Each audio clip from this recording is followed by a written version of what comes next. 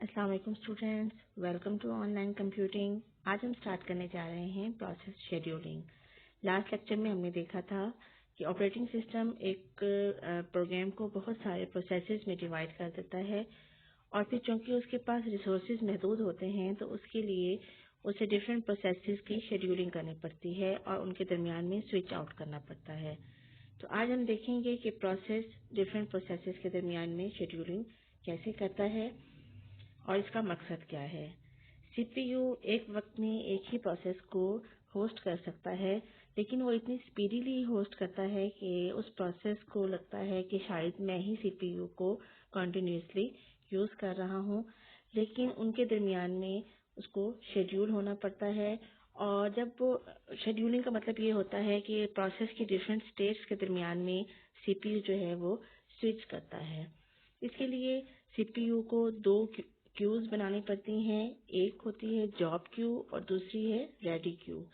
Job queue में जो है वेरी फर्स्ट टाइम प्रोसेसेस को लोड किया जाता है फॉर द आप ये कह लें कि उस वक्त वो वेटिंग लिस्ट में होते हैं for the allocation of main memory. उस वक्त तक उनको मेन मेमोरी एलोकेट नहीं होती है, तो आप ये कह सकते हैं कि उसमें इन प्रोसेसेस को हम प्रोग्राम्स का नाम देते हैं क्योंकि वो उस वक्त रनिंग कंडीशन में नहीं होते। फिर जैसे ही इन प्रोसेसेस की टर्न आती है तो उनको मेन मेमोरी में लोड कर दिया जाता है फॉर एग्जीक्यूशन। उस वक्त में हम रेडी क्यू में जो हमारे प्रोग्राम्स मौजूद होते हैं हम उनको प्रोसेसेस का नाम देते हैं। इस वक्त ये रेडी होते हैं for the execution and for using CPU. इनको मोस्टली किया ये जाता है कि एक लिंक लिस्ट बनाई जाती है डिफरेंट प्रोसेसेस के पीसीबीज के दरमियान में और इनको शेड्यूल किया जाता है इस लिंक लिस्ट के थ्रू। लिंक लिस्ट में एड्रेस मौजूद होता है नेक्स्ट प्रोसेस का जिसने एग्जीक्यूट होना होता है। तो रेडी क्यू से जब मेन मेमोरी एलोकेट कर दी जाती है प्रोसेसेस को तो उस वक्त वो एक्टिव हो जाते हैं। लेकिन अगर एक्टिविटी के दौरान उनको कोई आप ये कह लें कि आईओ की ज़रूरत होती है या आप ये समझें कि अगर सीपीयू उनको फोर्सफुली जो है वो उनसे रिसोर्सेज वापस ले लेता है तो उस सूरत में वो प्रोसेसेस दोबारा वेटिंग क्यू में आ जाते हैं। तो वेटिंग क्यू में होता ये है कि इनको कमांड इशू की जाती है आईओ के लिए और इनको IO mean input output provide की जाती है और जब वो इनपुट आउटपुट मिल जाती है तो वो दोबारा से रेडी क्यू में चले जाएंगे। और मैं यहाँ पे स्टूडेंट्स आपको एक और बात बताऊं कि एक प्रोसेस जो है वो फर्दर अपने चाइल्ड प्रोसेसेस में भी डिवाइड किया जा सकता है अकॉर्डिंग टू द रिक्वायरमेंट। और जब वो चाइल्ड जो है प्रोसेसेस अपनी ऑपरेशन परफॉर्म कर लेते हैं तो उसके बाद जो है वो सीपीयू रिसोर्सेज वापस एलोकेट कर देता है और वो रेडी क्यू में आ जाते हैं। तो ये सारा काम शेड्यूलिंग का जो है ऑपरेटिंग सिस्टम का जो पार्ट ये सारी शेड्यूलिंग कर रहा है उसे शेड्यूलर का नाम दिया जाता है। और शेड्यूलर का काम क्या होता है कि वो एक क्राइटेरिया डिफाइन कर लेता है।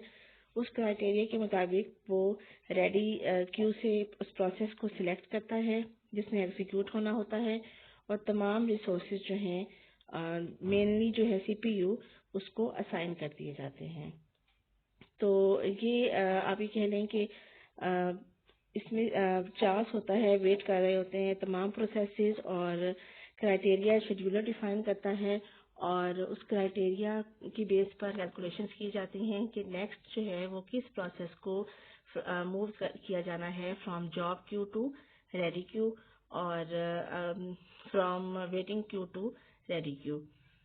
तो ये देखें इसकी 3 टाइप्स होती हैं शेड्यूलर की, long term scheduler, short term scheduler और मीडियम टर्म शेड्यूलर।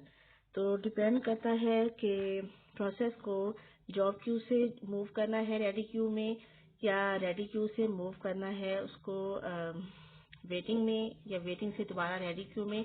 तो इसके लिए शेड्यूलर की 3 टाइप्स हैं।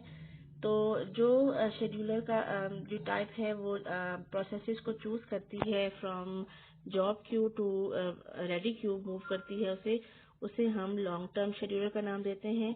और रेडी क्यू से जब वो सीपीयू असाइन किया जाता है कि किस प्रोसेस को सीपीयू असाइन होना है उसको वो शॉर्ट टर्म शेड्यूलर है, और जो मीडियम टर्म शेड्यूलर होता है वो जो है वेटिंग से दोबारा से प्रोसेसेस को रेडी क्यू में लेकर आते हैं।